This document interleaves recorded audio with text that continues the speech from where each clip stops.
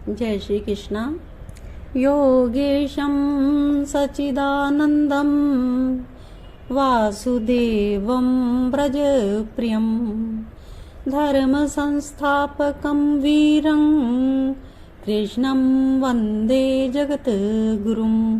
कृष्णं वन्दे जगद्गुरुं।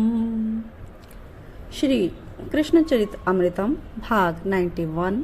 आज हम श्रवण करेंगे गोचारण प्रसंग गोपी प्रेम। आज का एपिसोड। वो रजनी आज प्रातः से ही छटपटा रही थी। पास के गांव से ब्याही थी, बहू थी नंद गांव की। कन्हैया की बातें खूब सुनती रहती। प्रातः गोचारण करने जाते हैं, अब तो जा चुके हैं, कोई बात नहीं, सायकाल तो आएंगे। प्रतीक्षा में बैठी, पर सांझ होने में भी देर है। चलिए, सांझ भी हो गई। छज्जे में सब चढ़ गए। पूरा नंदगांव देख रहा है नंद नंदन को। वो रजनी भी दौड़ी गई छज्जे पर, आनंदित होकर अपने आप को संभाल कर, हृदय की धड़कनों को काबू में रखकर देख रही है नीचे। और आ गए वे गोचारण करके। आहा, शाम रंग धूल से दूषित हो गया, पर ये तो और भी सुंदर लग रहे हैं। केश घुंघराले, केश बिखरे हुए, मुखमंडल पर मुस्कान है। फेंट में बांसुरी, वो बांसुरी रजनी को देखकर फेंट से निकाल ली है। उफ, चुप जाती है रजनी। उसके हिये की धड़कन बढ़ गई और वो हिम्मत करके नीचे देखती है, पर ये क्या, कन्हैया तो सबको छोड़कर रजनी की ओर ही बढ़ रहे हैं और मुस्कुराते हुए बढ़ रहे हैं। रजनी का हृदय धक करके रुक गया। उसकी घबराहट और आनंद बढ़ते ही जा रहा है। ओहो, ये क्या, दोनों बाहों को फैला दिया है नीचे कन्हैया ने और इशारा करके बोले, कूदो, मैं बाहों में लेता हूँ। रजनी कूद भी जाती। रजनी कूदने के लिए तैयार थी कि पीछे से सास आ गई। सत्यानाश हो तेरा, और चोटी पकड़कर खींच लिया भीतर। बेचारी रजनी, नींद खुल गई उसकी। सुबह के 4 बज गए हैं। ओहो, सपना था ये, और सपना उसे कहते हैं जो सच्चाई से बहुत दूर हो। ये सोचकर कुछ देर आह भरी रही बिस्तर में ही रजनी। फिर क्या करे, स्नान किया, तैयार हुई, कलेवा सबके लिए बनाया, पर सास तो 16 श्रृंगार करके बाहर छज्जे में बैठ गई है। रजनी का पति तो गाय चराने के लिए जाता ही था साथ में कन्हैया के। समय हुआ प्रातः की बेला। कन्हैया अब गोचारण करने के लिए वृंदावन जा रहे हैं। कमरे में बंद कर लिया था सास ने रजनी को, और स्वयं सज धज के देखती रही सास उस रूप रस सुधा को अपने नयनों से, दोनों में भर भर के पीती रही। जब चले गए तब आह भरते हुए आंगन में आ गई। क्या सुंदर रूप धारण किया नटखट ने। सास आगे कुछ कहती कि रजनी बोल पड़ी, कल तो पीताम्बरी पहनी थी और मोर का पंख भी टेढ़ा, और मुझे कह रहे थे कूदो, मैं तुम्हें बाहों में भर लूंगा। रजनी ये कहते हुए भूल गई कि सास के सामने ऐसी बातें। हाय हाय, मैंने कितना संभालना चाहा इसे, पर ये आखिर बिगड़ ही गई। देख लिया उस नटखट को इसने। खानदान का भी असर होता है, पर पुरुष को देखकर कैसे खुश हो रही है। देखो, अजीब विडंबना है। स्वयं देखो तो कुछ नहीं, और बहू ने देख लिया तो बिगड़ गई। हंसे उद्धव। ये कहते हुए रजनी को अब आदत पड़ गई है सब सुनने की। उसे कोई फर्क नहीं पड़ता, सास कुछ भी बोलती रहे, उसे पता है। शाम होने को आई। अब गोचारण से लौटेंगे कन्हैया।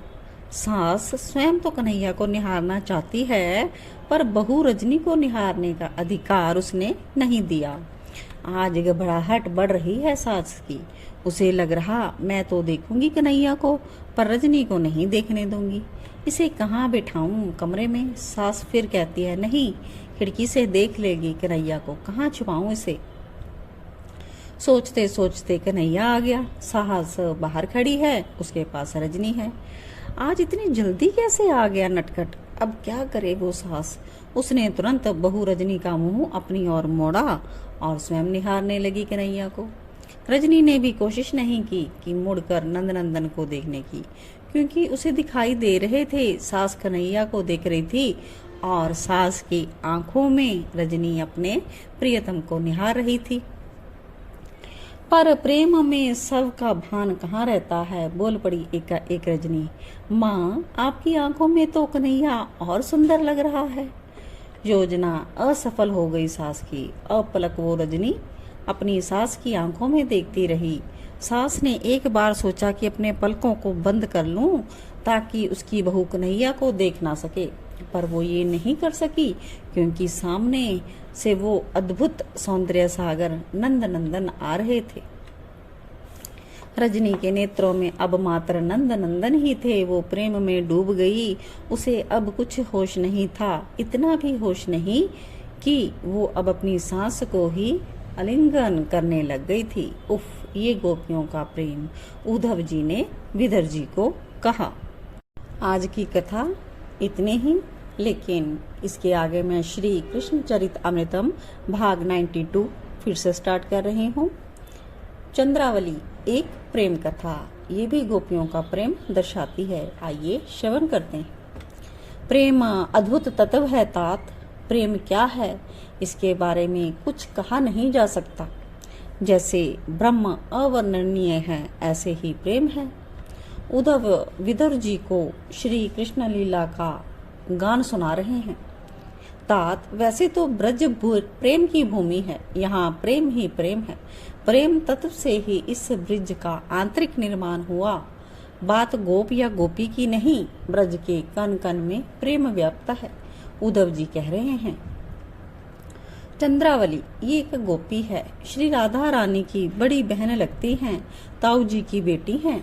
श्री राधा रानी शांत हैं तो ये चंचल, श्री राधा रानी भोली हैं तो ये चतुर, अत्यंत चतुर, पर श्री राधा रानी से कम सुंदर नहीं। श्री राधा रानी बोलती नहीं हैं, बहुत कम बोलती हैं, पर ये चुप होती नहीं। उद्धव ने कहा, पर प्रेम तत्व अच्छों को बदलने की ताकत रखता है। चंद्रावली इन प्रेम के चक्कर में कभी पड़ी नहीं, ना इसके स्वभाव में है ये सब। पर ब्रज में कन्हैया से कोई बचा है क्या? तात, ये विचित्र है कन्हैया, अब इसने दान कर मांगना भी शुरू कर दिया है। माखन बेचने जिसे जाना हो वो दान दे, नहीं तो मटकी फोड़ देंगे। बताइए, ये भी कोई बात है? पर देना तो पड़ेगा ही, नहीं तो मटकी फूटेगी। और वैसे भी ग्वालिन ग्वालों को माखन से ज्यादा मटकी से प्रेम होता है, और जितनी पुरानी मटकी हो मोह उतना ही ज्यादा। लकुट लगा दी उस सांकरी गली में। पहली बार ये सुंदरी निकली थी माखन लेकर। चंद्रावली दान दे, अकड़ थी आवाज में। चंद्रावली गोपी तेज है, नहीं दूध तो फिर तो मटकी से हाथ धोना पड़ेगा, कन्हैया ने मटकते हुए कहा। कुछ सोचकर चंद्रावली बोली, दान में क्या दूं, बोलो। कुछ नहीं, माखन खिला दे। बोलने में भी मधु टपक रहा था कन्हैया के। चंद्रावली मुग्ध थी। लो खाओ माखन। बड़ी आसानी से खिलाने को तैयार हो गई चंद्रावली। कन्हैया ने सोचा नहीं था कि ये सुंदरी इतनी जल्दी मान जाएगी, पर चंद्रावली चतुर है। वो तुरंत बोली, पर तुम खाओगे कैसे माखन? सखी हाथ में कन्हैया ने हंसते हुए कहा, नहीं नहीं, एक काम करो ना, वो रहे वट के पेड़, उसका पत्ता तोड़ लाओ, मैं बढ़िया सा दोना बना दूंगी, तुम खा लेना उसमें माखन। ठीक है, तू बैठ, मैं अभी आया। कन्हैया दौड़े वट वृक्ष के पास और पत्ते तोड़ने लगे। उस दिन कोई ग्वाला सखा साथ में थे नहीं। गोचराने के लिए उन सबको छोड़कर ये इधर चले आए थे। चंद्रावली ने अवसर देखा। उसने मन ही मन में कहा, मुझ चंद्रावली से दान लेगा? अरे जा, तेरे जैसे बहुत देखे हैं। और चंद्रावली चली गई। कन्हैया आए पत्ता तोड़कर, पर चंद्रावली तो है ही नहीं। समझ गए कन्हैया मुझको छल गई, पर वो मुझे जानती नहीं। मैं छलूंगा ना तो फिर कहीं की ना रहेगी। और सच तात, कन्हैया ने जब छला तो वो कहीं की नहीं रही। उसे प्रेम रोग ने ऐसा पकड़ा। उद्धव बता रहे हैं। आगे नेक्स्ट सीन है। चंद्रावली, ओ चंद्रावली, एक कोई सखी घूंघट करके साड़ी गहनों से लदकर चंद्रावली के पास पहुंची थी। हाँ, कौन है? चंद्रावली ने भीतर से ही पूछा। बाहर से सखी ने कहा, मैं तेरी बहन। पर मेरी बहन? चंद्रावली सोच में पड़ गई। सोचे मत, मैं मामा की, तू फूफी की, उस सखी ने कहा। अच्छा अच्छा, आ जा। चंद्रावली ने उसे भीतर बुला लिया। गले लगे दोनों। चंद्रावली ने पूछा कि तेरी छाती सूख कैसे गई? तेरी याद में, तुझे याद करते करते मेरी छाती सूख गई। पर तेरे पाँव भी तो कठोर हैं। जब पाँव देखे और छुए तब वो कठोर थे। चंद्रावली ने तब पूछा, बहन तुझे खोजने कहाँ कहाँ नहीं भटकी? उस सखी ने उत्तर दिया, कन्हैया गले लग रहे हैं तात। कन्हैया के हृदय में जो लग जाए, अब वो किसी और के काम का कहाँ रहा। रोमांच हो गया चंद्रावली को। आनंद अपनी सीमा पार कर गया। आनंद तरे के कारण उसके नेत्रों से अश्रु बहने लगे। चंद्रावली अब उस सखी को छोड़ नहीं रही। उस सखी को अब छटपटाहट हुई। अपने आप को छुड़ाकर वो भागी, और जब भागी तब चंद्रावली ने देख लिया। तुम कन्हैया? कन्हैया खिलखिलाकर हंस पड़े। अंगूठा दिखाते बोले, मुझे छलेगी? ले अब छल। अब तो लंबी सांस लेते हुए चंद्रावली गिर गई। ओहो, कन्हैया का स्पर्श! ओ कैसे भूल जाइए चंद्रावली। हो गया इसे प्रेम, पक्का प्रेम, बाबरी हो गई ये तो। मिलने लगी कन्हैया से, नहीं मिलते तो नंद महल के चक्कर काटने लगी। प्रेम सो कराए कम ही है, कन्हैया भी रसिक शेखर हैं। ये भी मिल लेते, गले लगते, कुछ मीठी बतियां बनाते। चंद्रावली अपने आप को भुलाने लगी। इसके जीवन में बस कन्हैया कन्हैया और सिर्फ कन्हैया रह गया था। आगे फिर नेक्स्ट सीन है, नित्य मिलते थे चंद्रावली से कन्हैया। ये भी नित्य वृंदावन में आ जाती थी, जल भरती। ये सब तो बहाना था, मुख्य तो कन्हैया को देखना था। और उस दिन श्री राधा आ गई कन्हैया से मिलने। चंद्रावली के साथ कन्हैया थे, अभी अभी तो आए थे। वो बैठी थी, बहुत देर से बैठी थी बेचारी। कन्हैया आए तो बाबरी की तरह दौड़ी और कन्हैया को अपने हृदय से लगा लिया। पर तभी श्री राधा आने वाली हैं, ये सूचना मिली कन्हैया को। चंद्रावली को हटाया अपने हृदय से। क्या बात है प्यारे? चंद्रावली ने कन्हैया की ओर देखते हुए पूछा। बस चंद्रावली, तू यहाँ बैठ, मैं आता हूँ। कन्हैया आज भागे चंद्रावली के पास से। वो बेचारी चिल्लाई, आओगे ना? हाँ, यहीं बैठी रहना। उफ, ये प्रेम रोग सब रोगों से बुरा है, उद्धव कहते हैं। कन्हैया को श्री राधा मिल जाएं तो और क्या चाहिए। सांझ तक श्री राधा के साथ विहार करते रहे कन्हैया। भूल गए चंद्रावली को, और वो बेचारी बैठी है। वो पल पल इधर उधर देख रही है। एक एक क्षण उसका युगों के समान बीत रहा। पर कन्हैया उस दिन नहीं आए। उस दिन नहीं आए तो भूल ही गई चंद्रावली को कि वो वहां बैठी हुई है। एक दिन बीता, 2 दिन, 3 दिन, ऐसे पूरे 5 दिन। आज श्री दामा ने कह दिया, चंद्रावली जीजी तुम्हारी प्रतीक्षा में बैठी हैं। आज 5 दिन हो गए हैं। क्या? चौंक गए कन्हैया, वो अभी तक बैठी है? हाँ, शायद तुमने उससे कहा था यहीं बैठना, मैं आऊंगा। श्री दामा की बात सुनकर कन्हैया भागे चंद्रावली के पास। पर वो तो प्रेममयी हो गई, प्रेम में पग गई। कन्हैया उसके पास पहुंचे। 5 दिन से वो यहीं ना कुछ खाया ना पिया। बस कन्हैया से कहा यहीं बैठे रहना, मैं आऊंगा, तो बैठी रही। कन्हैया ने जाकर चंद्रावली को अपने हृदय से लगा लिया। चंद्रावली रो पड़ी। तू क्यों नहीं गई अपने घर? कन्हैया पूछ रहे हैं उससे। तुमने ही तो कहा था बैठे रहना, मैं आऊंगा, तुम आ तो गए।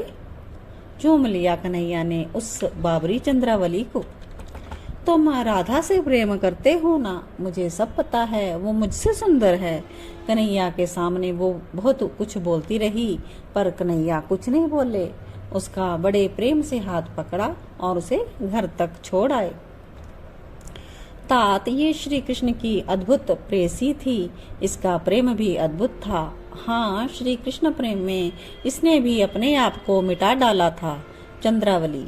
उद्धव ने इसका नाम लेते हुए अपने आंसू पोंछे थे। तो ये था गोपियों का प्रेम। किसी को भी कन्हैया से प्रेम हो जाता है, चाहे वो नंदग्राम की बहू हो या श्री राधा जी की सखियां हो। तो यही गोपी प्रेम है सभी के हृदय में, गोपियों के, ब्रजवासियों के, सभी के हृदय में कृष्ण के लिए प्रेम है। जय राधे जया राधे राधे, जय राधे जया श्री राधे, जय कृष्णा जया कृष्णा कृष्णा, जय कृष्णा प्यारो श्री कृष्णा।